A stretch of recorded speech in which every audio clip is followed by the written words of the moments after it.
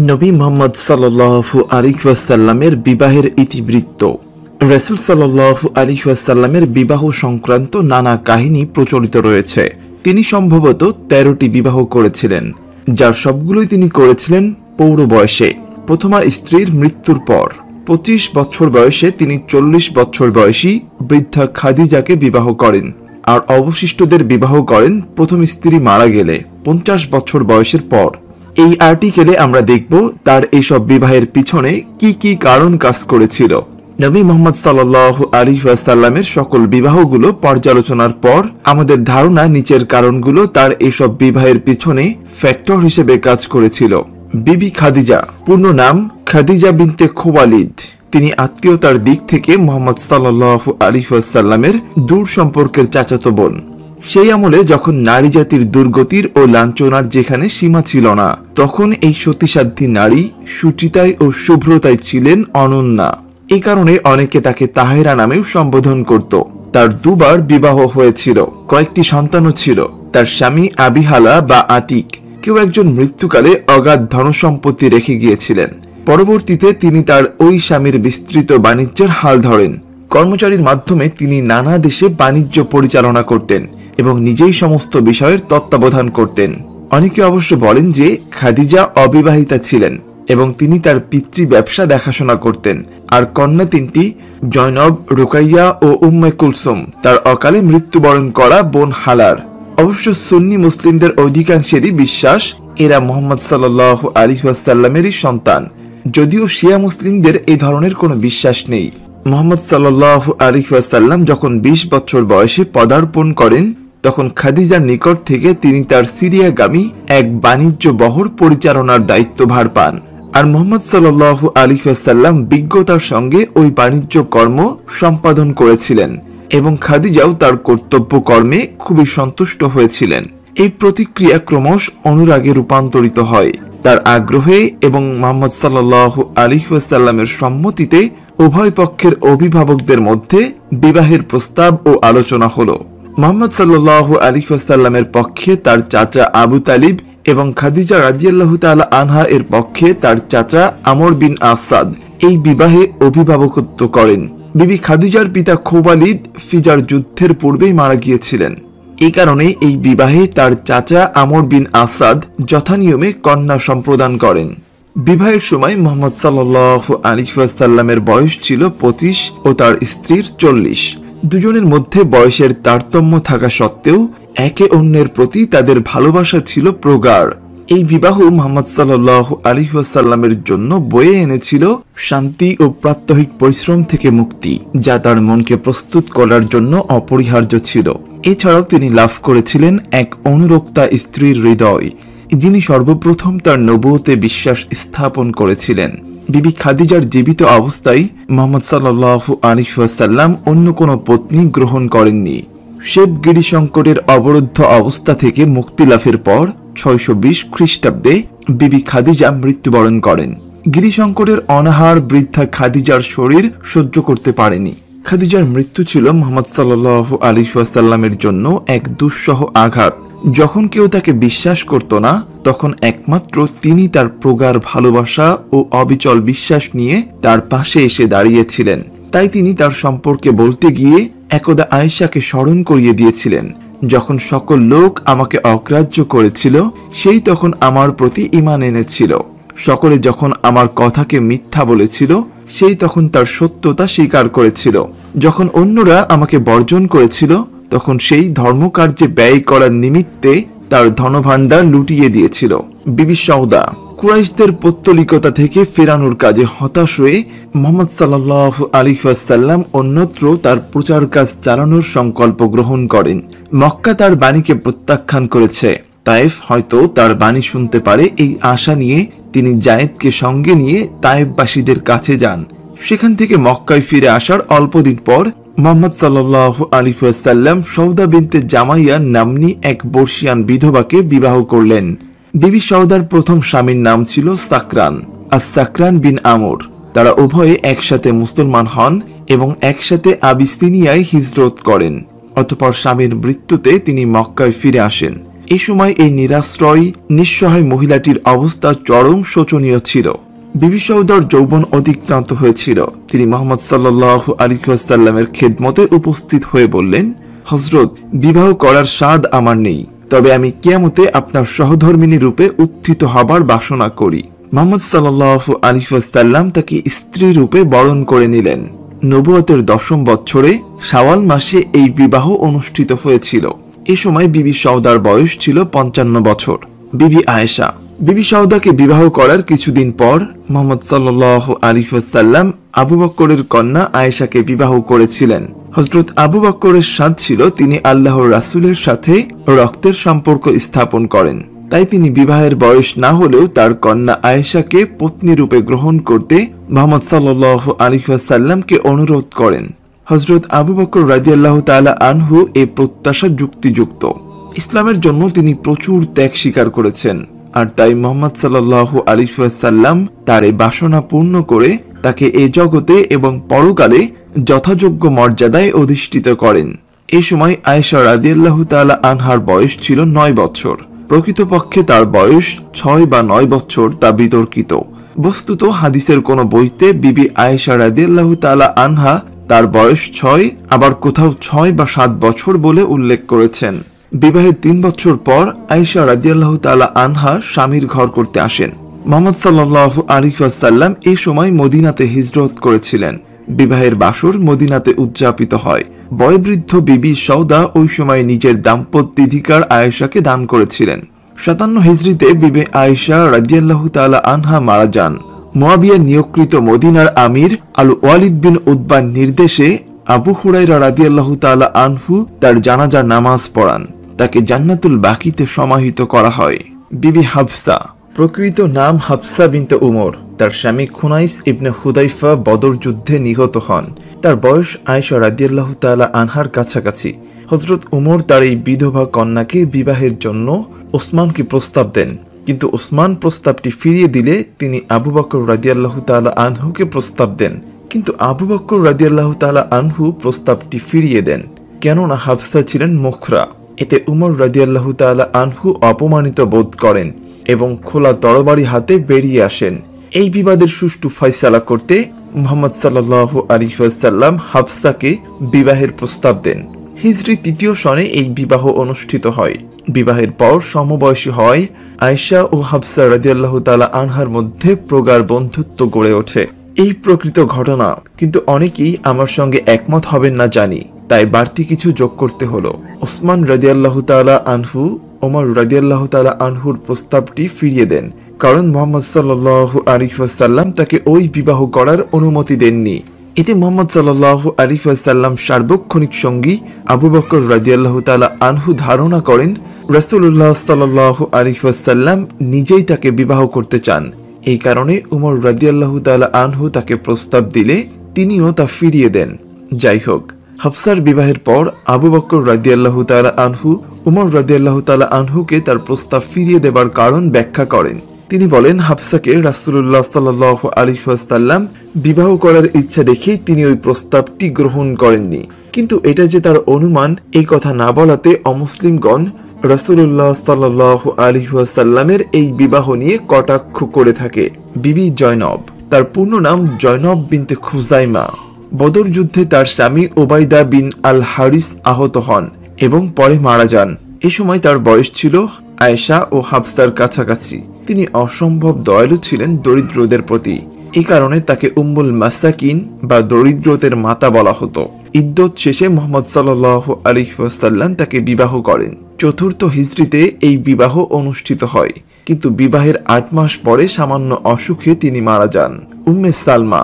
তার পূর্ণ নাম হিন্দ বিনতে আবি উমাইয়া। তার স্বামী আব্দুল্লাহ ইবনে আব্দুল আসাদ ওহদ যুদ্ধে আহত ও পরে মারা যান। এই সময় গর্ভবতী অবস্থায় 3টি ছোট ছোট সন্তান নিয়ে তিনি বেশ বিপদেই পড়ে যান।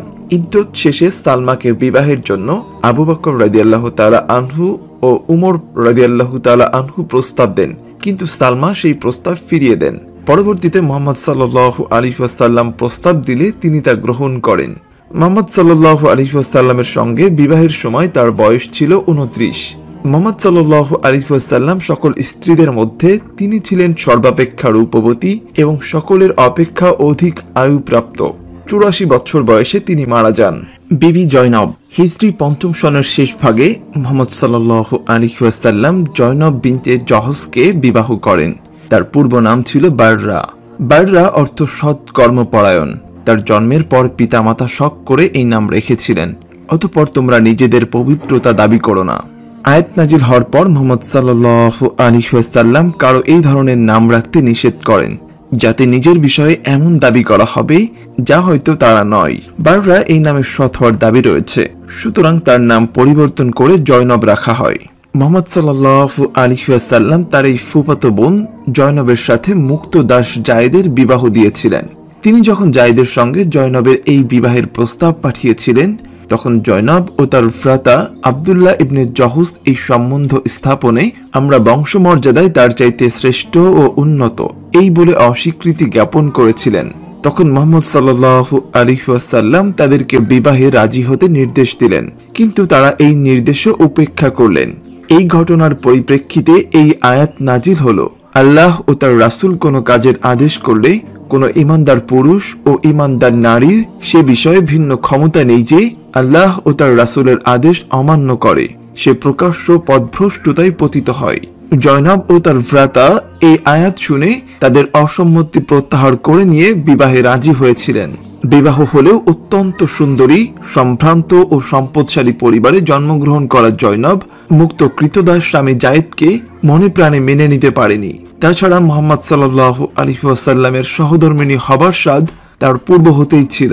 তিনি প্রায়শ জ্ঞাত বা অজ্ঞাত সারে জায়েদকে তুচ্ছ প্রতিপন্ন করার উদ্দেশ্যে বলতেন যে এমনকি হযরতও তার সৌন্দর্যের প্রশংসা করেছেন। মুহাম্মদ সাল্লাল্লাহু আলাইহি ওয়াসাল্লাম জায়েদের বাড়িতে কোনো একবার জয়নবের অনাবৃত মুখ দর্শন করে স্বাভাবিক প্রশংসায় বলেছিলেন, হৃদয়ের অধিপতি আল্লাহর জন্য সর্ববিধ প্রশংসা। তিনি এটা করতেন এমনভাবে যা শুধুমাত্র নারীরাই জানে কিভাবে তা করতে হয়, এবং স্বাভাবিকভাবেই তা জায়েদের মনস্তাপ বৃদ্ধি করেছিল, এবং এই বিতৃষ্ণা একসময় তাকে কঠোর সিদ্ধান্ত গ্রহণে প্ররোচিত করল। জায়েদ তাকে পরিত্যাগের সিদ্ধান্ত নিলেন এবং মুহাম্মদ সাল্লাল্লাহু আলাইহি ওয়াসাল্লামের কাছে তা প্রকাশ করলেন। এতে মুহাম্মদ সাল্লাল্লাহু আলাইহি ওয়াসাল্লাম তাকে বললেন, তোমার স্ত্রীকে তোমার কাছে থাকতে দাও এবং আল্লাহকে ভয় করো। জায়েদ জয়নবের বিরুদ্ধে ভাষাগত শ্রেষ্ঠত্ব, গোত্রগত কেলিনাভিমান এবং আনুগত্য ও শৈথিল্য প্রদর্শনের অভিযোগ উত্থাপন করলেন এবং মুহাম্মদ সাল্লাল্লাহু আলাইহি ওয়াসাল্লামের নিষেধ সত্ত্বেও তিনি তার সিদ্ধান্ত পরিবর্তন করলেন না। মুহাম্মদ সাল্লাল্লাহু আলাইহি ওয়াসাল্লাম এতে দুঃখিত হয়েছিলেন, কারণ তিনি এই বিবাহ বন্ধনের আয়োজন করেছিলেন। এদিকে তালাক সংগ্রহের পর জয়নব মুহাম্মদ সাল্লাল্লাহু আলাইহি ওয়াসাল্লাম তাকে বিবাহ করার জন্য সানুনয় অনুরোধ চালিয়ে যেতে থাকলেন। তখন তাকে বিবাহ করার বাসনা মনে জাগলেও মুহাম্মদ সাল্লাল্লাহু আলাইহি ওয়াসাল্লাম দ্বিধাদ্বন্দ্বে ছিলেন লোকনিন্দার ভয়ে। এই ভেবে এই বিয়ে বৈধ না অবৈধ হবে। অতঃপর নিম্নোক্ত আয়াত নাজিল হওয়ার পর তিনি জয়নবকে বিবাহ করেন। এই বিবাহের পরও জায়েদ এবং মুহাম্মদ সাল্লাল্লাহু আলাইহি ওয়াসাল্লামের মধ্যে গুরু শিষ্য সম্পর্কের সামান্যতম অবনতি ঘটেনি। এই ঘটনা সংক্রান্ত কোরআনের আয়াতসমূহ, আল্লাহ তাআলা যাকে অনুগ্রহ করেছেন, তুমিও যাকে অনুগ্রহ করেছো, তাকে যখন তুমি বলেছিলে তোমার স্ত্রীকে তোমার কাছে থাকতে দাও এবং আল্লাহকে ভয় করো, তুমি অন্তরে এমন বিষয় গোপন করেছিলে যা আল্লাহ তাআলা প্রকাশ করে দেবেন। তুমি লোকনিন্দার ভয় করছিলে, অথচ আল্লাহকে ভয় করা উচিত। তুমি যে স্ত্রীকে মায়ের মতো বলে বর্জন করো, আল্লাহ তাকে সত্যি তোমার মা করেননি, অথবা যাকে তুমি আপন পুত্র বলে ঘোষণা করো তাকে তোমার প্রকৃত পুত্র করেননি। এই সমস্ত তোমার মুখের কথা মাত্র। আল্লাহ ন্যায় কথা বলেন এবং পথ প্রদর্শন করেন। পালিত পুত্ররা তাদের আপন পিতার নামে পরিচিত হোক, এই আল্লাহর কাছে অধিকতর ন্যায়সঙ্গত। যদি তোমরা তাদের পিতৃ পরিচয় না জানো, তবে তারা তোমাদের ধর্মীয় ভাই ও বন্ধুরূপে গণ্য হবে। এই ব্যাপারে তোমাদের কোনো বিচ্যুতি হলে গোনাহ নেই, তবে ইচ্ছাকৃত হলে ভিন্ন কথা। আল্লাহ তাআলা ক্ষমাশীল, পরম দয়ালু। তোমার পালনকর্তার পক্ষ থেকে যা অবতীর্ণ হয় তুমি তার অনুসরণ করো। নিশ্চয়ই তোমরা যা করো আল্লাহ তাআলা সে বিষয়ে খবর রাখেন। আল্লাহ তাআলা নবীর জন্য যা নির্ধারণ করেন তাতে তার কোনো বাধা নেই। পূর্ববর্তী নবীদের ক্ষেত্রে এটাই ছিল আল্লাহর চিরাচরিত বিধান, আল্লাহর আদেশ নির্ধারিত, অবধারিত। এই বিবাহ পৌত্তলিকদের মধ্যে উত্তেজনা সৃষ্টি করেছিল। তারা বিমাতা ও শাশুড়িকে বিবাহ করত, কিন্তু দত্তক পিতা কর্তৃক দত্তক পুত্রের বিবর্জিত স্ত্রীকে বিবাহ করাকে নিন্দনীয় কাজ হিসাবে দেখত। কোরআনে নিচের এই আয়াত নাজিল হওয়ার পর এই ভ্রম নিরসন করে। কিন্তু জায়েদ যখন জয়নবের সাথে সম্পর্ক ছিন্ন করল, তখন আমি তাকে তোমার স্ত্রী রূপে দান করলাম, যাতে পালিত পুত্রের স্ত্রীদের বিবাহ করা সম্বন্ধে বিশ্বাসীদের মনে কোনরূপ খটকা না লাগে। বিবি জুব আইডিয়া। বনি মুস্তালিকদের বিরুদ্ধে পরিচালিত মুসলমানদের অভিযান সম্পূর্ণরূপে সফল হল। এই যুদ্ধে বেশ কয়েকজনকে বন্দী করা হয়েছিল, যাদের মধ্যে ছিলেন মুস্তালিক গোত্র প্রধান হারিস বিন আবু দিদারের কন্যা জুয়াইরিয়া। গনিমতের বন্টনে জুয়াইরিয়া সাবেত ইবনে কায়েসের ভাগে পড়লেন। তখন তিনি কায়েসের সঙ্গে একটি কিতাবদের অর্থাৎ নির্দিষ্ট অর্থের বিনিময়ে স্বাধীনতা ফিরিয়ে দেওয়ার চুক্তি করলেন। এতে কায়েস তার জন্য একটি মোটা অঙ্কের অর্থ নির্ধারণ করলেন, যা পরিশোধ করা সহজসাধ্য ছিল না। তখন তিনি মুহাম্মদ সাল্লাল্লাহু আলাইহি ওয়াসাল্লামের কাছে এই অর্থের জন্য আবেদন করলেন, তার স্বাধীনতা ফিরে পাওয়ার জন্য। তৎক্ষণাৎ তার আবেদন মঞ্জুর হয়ে গেল। আবেদন মঞ্জুর হওয়াতে জুয়াইরিয়া অভিভূত হয়ে পড়লেন। অতঃপর এই করুণার স্বীকৃতি ও কৃতজ্ঞতার প্রকাশ হিসেবে তিনি তৎক্ষণাৎ নিজেকে মুসলমান হিসেবে ঘোষণা দিলেন। সাথে সাথে তিনি মুহাম্মদ সাল্লাল্লাহু আলাইহি ওয়াসাল্লামকে বিবাহ করারও প্রস্তাব পেশ করলেন। এই সময় মুস্তালিক গোত্র প্রধান কন্যাকে ফিরিয়ে নেবার আবেদন নিয়ে মুহাম্মদ সাল্লাল্লাহু আলাইহি ওয়াসাল্লামের দরবারে হাজির হলেন। মুহাম্মদ সাল্লাল্লাহু আলাইহি ওয়াসাল্লাম তাকে বললেন, আপনি আপনার কন্যাকে জিজ্ঞেস করুন, তার মতামতের ভিত্তিতে ব্যবস্থা গ্রহণ করব। অতঃপর হারিস কন্যার অভিমত জানতে চাইলে তিনি বললেন, আমি মুসলমান হয়েছি, সুতরাং রাসূলুল্লাহ সাল্লাল্লাহু আলাইহি ওয়াসাল্লামের আশ্রয় ছেড়ে অন্য কোথাও যাব না। মুহাম্মদ সাল্লাল্লাহু আলাইহি ওয়াসাল্লাম তার অভিমত জানতে পেরে তাকে বিবাহ করে স্ত্রীর মর্যাদা দিলেন। মুসলমানেরা এই সম্বন্ধের খবর জানতে পেয়ে বলল, বনি মুস্তালিকগণ এখন রাসূলুল্লাহ সাল্লাল্লাহু আলাইহি ওয়াসাল্লামের আত্মীয় এবং আমরা তাদের সাথে তদ্রূপ আচরণ করব। অতঃপর প্রত্যেক বিজয়ী তৎক্ষণাৎ তাদের বন্দীদের মুক্তি প্রদান করল। সকলে স্বাধীনতা ফিরে পেয়ে এই বিবাহকে মোবারকবাদ জানালো। বিবি রাইহানা। প্রকৃত নাম রাইহানা বিনতে জায়েদ ইবনে আমর। ইহুদি গোত্র বনি কুরাইজা অঙ্গীকৃত চুক্তি ভঙ্গ করায় মুসলিম বাহিনী তাদের অবরোধ করে। অতঃপর তারা আত্মসমর্পণ করে একটিমাত্র শর্তের বিনিময়ে যে তাদের বিচারের ভার আউস গোত্রের প্রধান সাদ বিন মুআজের উপর নির্ভর করতে হবে। নবীজি তাদের দাবি মেনে নেন। সাদের সঙ্গে কুরাইজা গোত্রের দীর্ঘদিনের বিশ্বস্ততা ও সুসম্পর্ক ছিল। ইহুদি এই গোত্রটি মুহাম্মদ সাল্লাল্লাহু আলাইহি ওয়াসাল্লাম ও মুসলিমদের বিচার প্রত্যাশী নয় জেনে সাদ যুক্তিসঙ্গতভাবে তাদের ধর্মগ্রন্থ তাওরাতের বিধান অনুসারে তাদের বিচার করেন। তাওরাতের বিধান অনুসারে কুরাইজা গোত্রের পুরুষদেরকে হত্যা করা হয় এবং নারীদেরকে দাস দাসী হিসেবে মুসলিমদের মাঝে বন্টন করা হয়। এই বন্টনে তরুণী রাইয়ানা মুহাম্মদ সাল্লাল্লাহু আলাইহি ওয়াসাল্লামের ভাগে পড়ে। তিনি ছিলেন বনি নাজির গোত্রের কন্যা, কিন্তু বিবাহ সূত্রে বনি কুরাইজা গোত্রভুক্ত হয়েছিলেন। যাই হোক, যেহেতু রাইহানা এক ইহুদি গোত্রপতির কন্যা ছিলেন, তাই কারো গৃহে দাসকর্ম করা তার জন্য অপমানজনক ছিল। সুতরাং তাকে ইসলাম গ্রহণ করে নবীজির স্ত্রীর মর্যাদা লাভের সুযোগ দেওয়া হয়। কিন্তু তিনি ইসলাম গ্রহণে অস্বীকৃতি জ্ঞাপন করেন। পরবর্তীতে অবশ্য তিনি ইসলাম গ্রহণ করে নবীজির সাথে বিবাহ বন্ধনে আবদ্ধ হয়েছিলেন, কিন্তু বিবাহের পর হিজাব পরিধানে অস্বীকৃতি জ্ঞাপন করায় নবীজির সঙ্গে আবারও তার বিরোধের সূত্রপাত হয়। কেউ কেউ বলেন নবীজি তাকে ডিভোর্স দেন আর তিনি তার আত্মীয় বর্গের মাঝে ফিরে যান।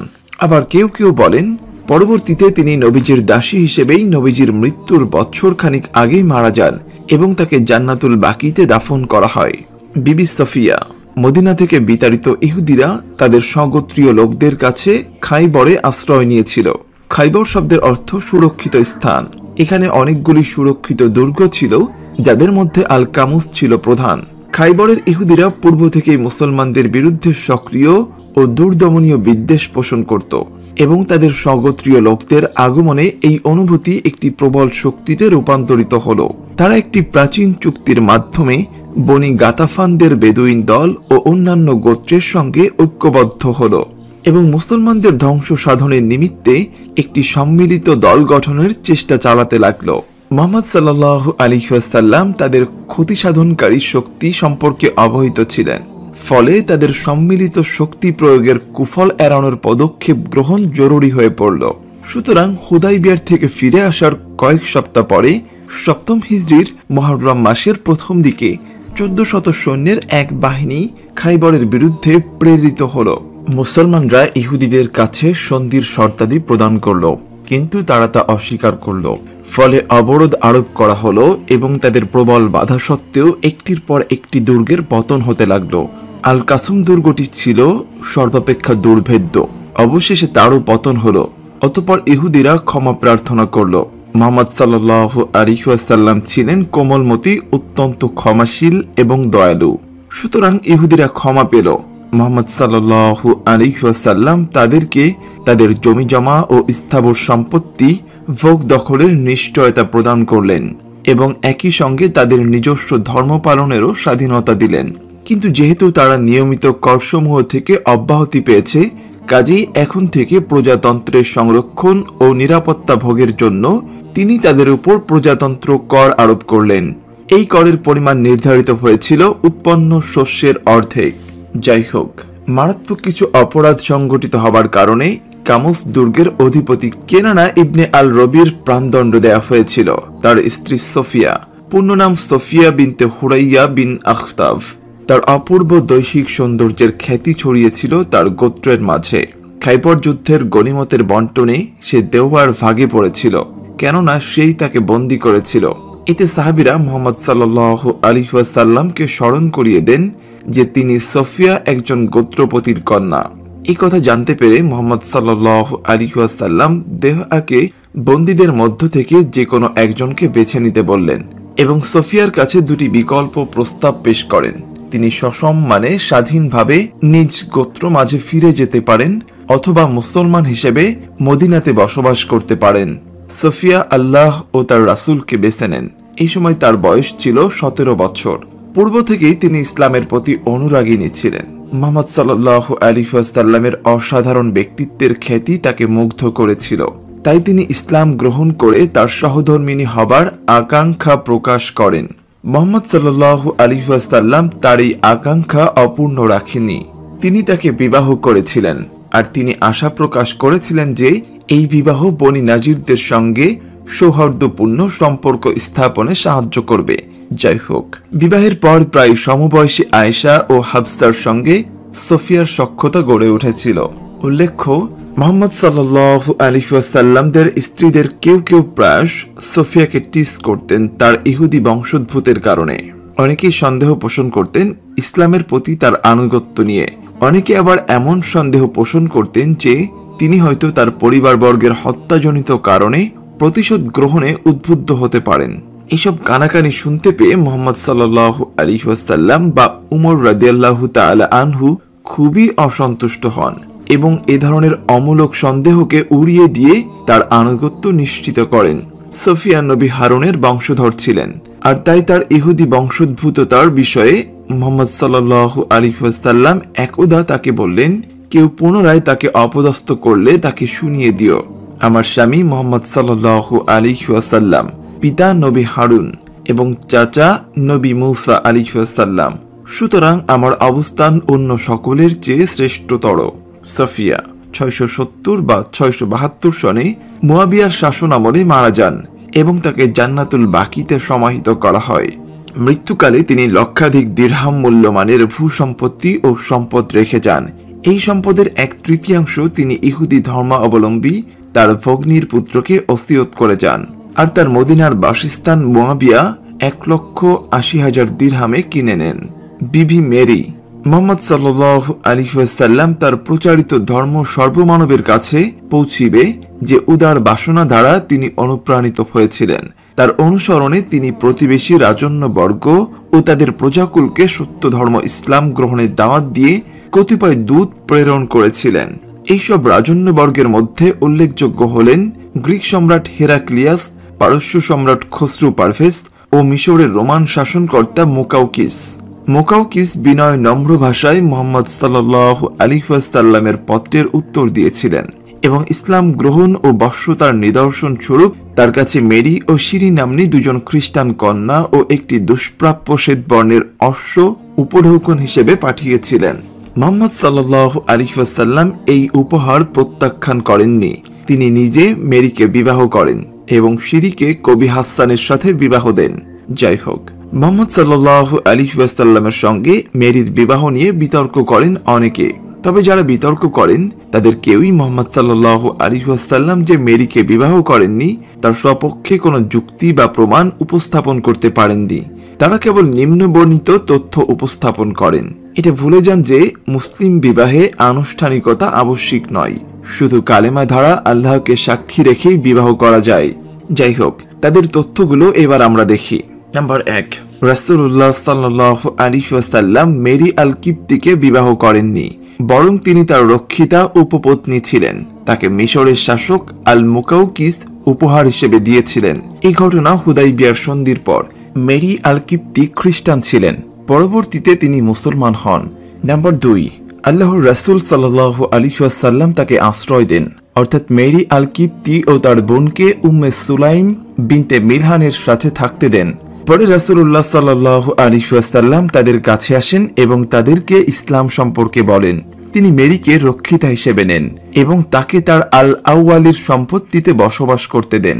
তিনি একজন ভালো মুসলিমে পরিণত হন। নাম্বার 3, মহানবীর 4 জন রক্ষিতা ছিলেন, যাদের একজন হচ্ছেন মেরি। নাম্বার 4, আবু উবাইদা বলেন তার 4 জন রক্ষিতা ছিল। মেরি, যিনি ছিলেন তার পুত্র সন্তান ইব্রাহিমের মাতা; রাইহানা, আরেকজন সুন্দরী দাসী রমণী যাকে তিনি যুদ্ধবন্দী হিসেবে পেয়েছিলেন; এবং আরেকজন দাসী রমণী যাকে জয়নব বিনতে জহজ তাকে দিয়েছিলেন। যাই হোক, আবার আমরা প্রসঙ্গে ফিরি।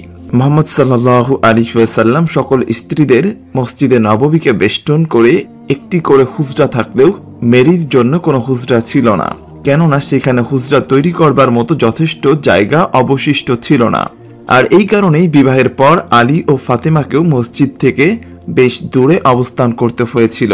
অবশ্য পরবর্তীতে একজন জমি দান করলে আলী ও ফাতেমার সমস্যার সমাধান হয়। মেরির গর্ভেই মুহাম্মদ সাল্লাল্লাহু আলাইহি ওয়াসাল্লামের 4র্থ পুত্র ইব্রাহিম জন্মগ্রহণ করে। ইব্রাহিম 17 থেকে 18 মাস বয়সের সময় মারা যায়। অশ্বটির নাম ছিল দুলদুল। তিনি প্রায়ই এতে সওয়ার করে ঘুরে বেড়াতেন। তার মৃত্যুর পর ইমাম হোসেন এটিকে ব্যবহার করতেন। 16 হিজরির মুহররম মাসে খলিফা উমর রাদিয়াল্লাহু তাআলা আনহু এর শাসনামলে মেরি মারা যান।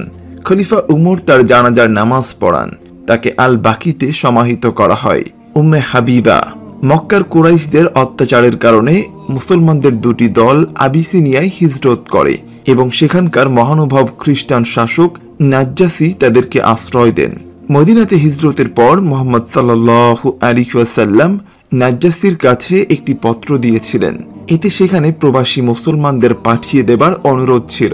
নাজ্জাসী মুহাম্মদ সাল্লাল্লাহু আলাইহি ওয়াসাল্লামের এই অনুরোধ রক্ষা করেছিলেন। প্রত্যাবর্তনকারী মুসলিম নরনারীদের মধ্যে আবু সুফিয়ানের কন্যা উম্মে হাবিবাও ছিলেন। আবিসিনিয়ায় তার স্বামী উবাইদুল্লাহর মৃত্যুতে তিনি নিরাশ্রয় হয়ে পড়েন। উবাইদুল্লাহ ইবনে জহজ ছিলেন মুহাম্মদ সাল্লাল্লাহু আলাইহি ওয়াসাল্লামের মন্ত্রী জয়নব বিনতে জহজের ভ্রাতা। হাবিবা পূর্ব নাম রমলা। তিনি পিতা আবু সুফিয়ানের অনুরোধ, উপরোধ ও হুমকি উপেক্ষা করে ইসলাম গ্রহণ করেছিলেন। মদিনায় আসার পর নিরাশ্রয়ী হাবিবাকে মুহাম্মদ সাল্লাল্লাহু আলাইহি ওয়াসাল্লাম বিবাহ করে আপন পরিবারভুক্ত করে নেন। মুহাম্মদ সাল্লাল্লাহু আলাইহি ওয়াসাল্লাম আশা প্রকাশ করেছিলেন এই বিবাহের মাধ্যমে কুরাইশ গোত্রপ্রধান আবু সুফিয়ানের চরম মুসলিম বিদ্বেষী মনোভাবের পরিবর্তন হবে এবং মক্কায় অবস্থানরত মুসলিমদের উপর অত্যাচারের মাত্রা কমে যাবে। নিঃসন্দেহে মুহাম্মদ সাল্লাল্লাহু আলাইহি ওয়াসাল্লাম ছিলেন দূরদর্শী। এই বিবাহ পরবর্তীতে আবু সুফিয়ানকে ইসলাম গ্রহণে অনেকাংশে প্রভাবিত করেছিল। বিবি মাইমুনা হিজরির 7ম বর্ষের শেষের দিকে উমরা হজ পালনের জন্য প্রায় 2000 শিষ্যবৃন্দ সঙ্গে নিয়ে মুহাম্মদ সাল্লাল্লাহু আলাইহি ওয়াসাল্লাম মক্কায় উপস্থিত হলেন। এই তীর্থযাত্রীদেরকে কুরাইশদের কিছু বলার ছিল না। যে 3 দিন ধরে উৎসব চলেছিল তারা নগর খালি করে দিয়েছিল এবং প্রতিবেশীর অট্টালিকার ছাদ থেকে তারা ভীষণ কৌতূহল নিয়ে মুসলমানদের হজ বিধি পালন দেখছিল। যে 3 দিন মুহাম্মদ সাল্লাল্লাহু আলাইহি ওয়াসাল্লাম মক্কায় ছিলেন ওই সময় তার দূর সম্পর্কীয় আত্মীয় মাইমুনা বিনতে আল হারিস তার সাথে পরিণয় সূত্রে আবদ্ধ হওয়ার বাসনা নিয়ে প্রস্তাব পাঠিয়েছিলেন। তিনি মুহাম্মদ সাল্লাল্লাহু আলাইহি ওয়াসাল্লামের স্ত্রী জয়নব বিনতে খুজাইমার চাচাতো বোন ছিলেন। তার প্রকৃত নাম বাররা।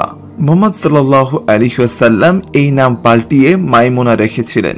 মুহাম্মদ সাল্লাল্লাহু আলাইহি ওয়াসাল্লাম মাইমুনার প্রস্তাবটি ফিরিয়ে দেননি, তিনি তাকে বিবাহ করেন। এ সময় মাইমুনার বয়স ছিল 36 বছর। এই বিবাহের ফলে এবং যে আত্মসংযম ও অঙ্গীকৃত নীতির প্রতি বিবেক সম্পন্ন শ্রদ্ধাবোধ মুসলমানেরা দেখিয়েছিল তা ইসলামের শত্রুদের মধ্যে দৃশ্যত বিশ্বাস সৃষ্টি এবং তাদের অনেককে ইসলাম গ্রহণে উৎসাহিত করেছিল।